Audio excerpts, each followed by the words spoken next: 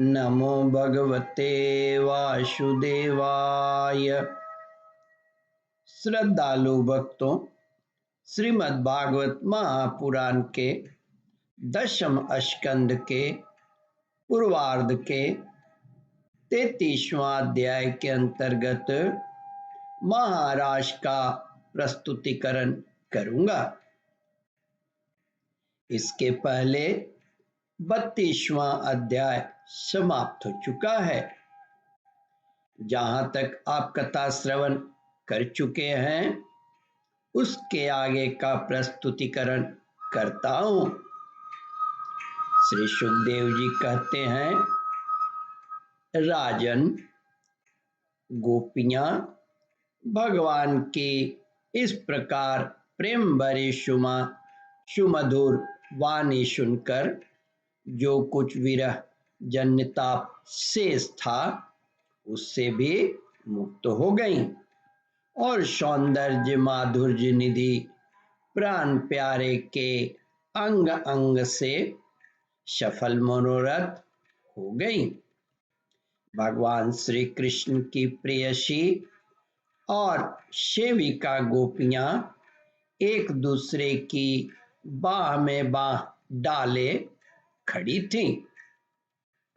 उन स्त्री रत्नों के साथ यमुना जी के पुलिन पर भगवान ने अपनी रसमय रास क्रीड़ा प्रारंभ की। संपूर्ण योगों के स्वामी भगवान श्री कृष्ण दो दो गोपियों के बीच में प्रकट हो गए और उनके गले में अपना हाथ डाल दिया। इस प्रकार एक गोपी और एक कृष्ण, यही क्रम था। सभी गोपियां ऐसा अनुभव करती थीं कि हमारे प्यारे तो हमारे ही पास हैं। इस प्रकार सहस्त्र सहस्त्र गोपियों से शोभायमान भगवान श्री कृष्ण का दिव्य रासोत्सव प्रारंभ हुआ। उस समय आकाश में सत सत विमानों की भीड़ लग गई। सभी देवता अपनी अपनी पत्नियों के साथ वहां आ पहुंचे। रासोत्सव के दर्शन की लालसा से, उत्सुकता से उनका मन उनके वश में नहीं था। स्वर्ग की दिव्य दुंदुभियां अपने आप बज उठी।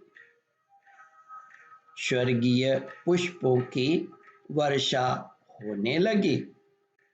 गंधर्व अपनी अपनी पत्नियों के साथ भगवान के निर्मल यश का गान करने लगे। रास मंडल में सभी गोपियां अपने प्रियतम श्याम सुंदर के साथ नृत्य करने लगी।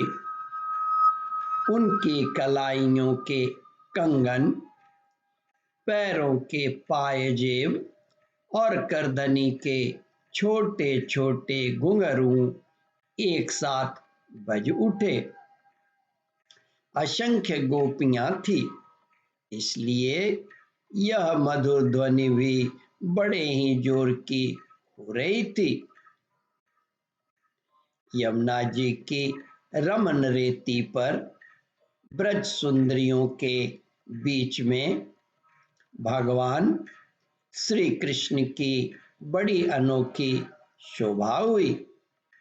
ऐसा जान पड़ता था मानो अग्नि पीली पीली दमकती हुई सुवर्ण मणियों के बीच में ज्योतिर्मय नीलमणि चमक रही है। नृत्य के समय गोपियां तरह तरह के ठुमक ठुमक कर अपने पांव कभी आगे बढ़ाती तो कभी पीछे, कभी आगे बढ़ाती तो कभी पीछे हटा लेती।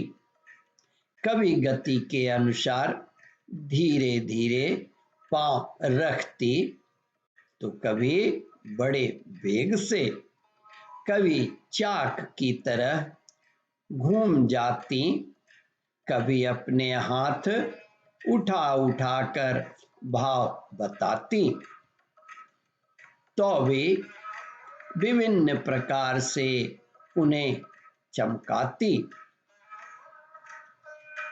कभी बड़े कला पूर्ण ढंग से मुस्कुराती तो कभी भौहें मटकाती। नाचते नाचते उनकी पतली कमर ऐसी लचक जाती थी मानो टूट गई हो। झुकने बैठने उठने और चलने की फुर्ती से उनके स्तन हिल रहे थे तथा वस्त्र उड़े जा रहे थे। कानों के कुंडल हिल हिल कर कपोलों पर आ जाते थे। नाचने के परिश्रम से उनके मुंह पर पसीने की बूंदें झलकने लगी थी। केशों की चोटियां केसों की चोटियां कुछ ढीली पड़ गई थी। नीवी की गांठें खुल जा रही थी।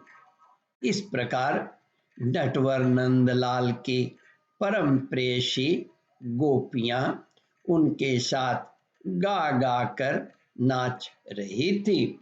ओम परमात्मने नमः। श्रद्धालु भक्तों, इस कथा को ध्यान पूर्वक श्रवण मनन और इसका चिंतन करें।